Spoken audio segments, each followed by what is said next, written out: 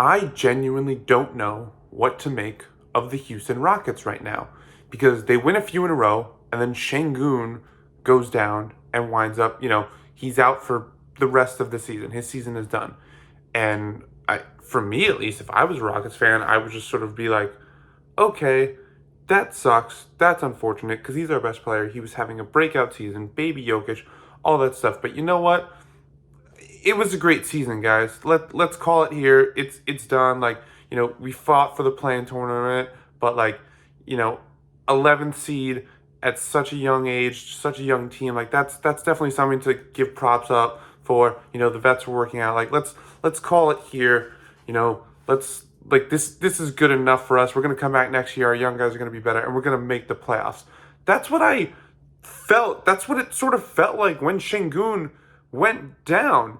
And yet they've continued to win ever since. They've won 8 straight, 10 of 11 during that 8-game winning streak. They're second in offense and 11th in defense. And it makes zero sense. First of all, anytime a young team like that wins that amount of consecutive games, it's always impressive. I guess winning streaks of any kind are always impressive. But when a young team like that does it, very impressive. But like that's not supposed to happen when you lose your best player, right? Like I don't like there's no way for me to just like explain that more. It's pretty self-explanatory. Like if you lose your best player, you're supposed to get worse.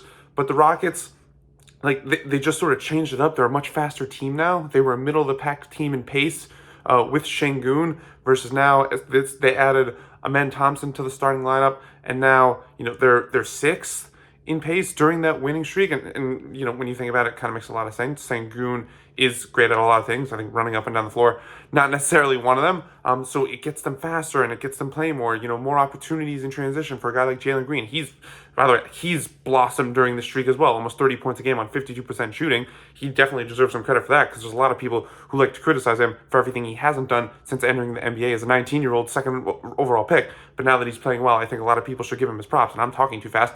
But yeah, like what he's done to continue to keep the Rockets afloat, I think definitely deserves a lot of credit because, again, I think a lot of people had maybe a bit too high expectations for him coming into the NBA, whether it was because you really liked his potential, because he was the number 2 pick, because you maybe thought, hey, this guy was part of the G League Ignite team, so he was playing against grown men, so he's going to be a lot better right out the gate than some of the other rookies. Like, none of that was the case, but like I think like playing faster for a guy with his physical gifts and athleticism and speed has really helped him just get a lot of easy transition opportunities. And I think that goes for the team as a whole, right? When you can get out in transition and push the place and play faster, it's going to open up a lot of different stuff, especially when you go smaller now and you have 5 guys who can run in transition instead of 4.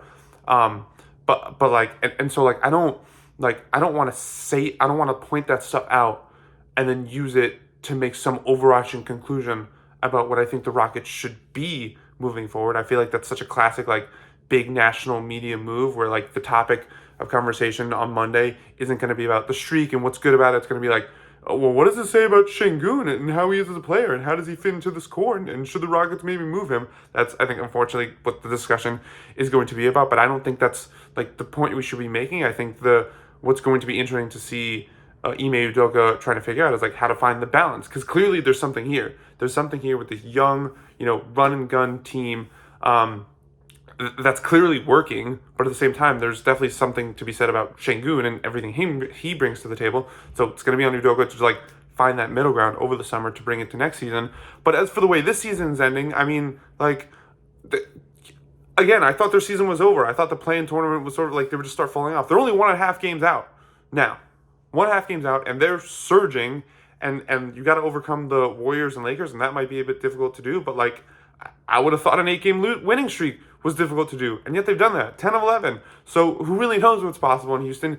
It's such an insane way to end the season, and like I definitely want to see the Warriors and Lakers in the play-in, but I also wouldn't be so disappointed to see this Rockets team take this massive leap, a leap that I think they need to take as a young developing team. I think if they can make the play-in tournament, that would be such a great, step in the right direction for them. And so we'll see. It really makes no sense for just, again, the very basic reason of you lose your best player and somehow you're still winning more. I don't, it's one of the most impressive parts of the season. And the fact that it's coming so late, it's such an unexpected, just like, it's an unexpected storyline. And we should all be talking about it and just like having our minds blown from it because it is mind blowing.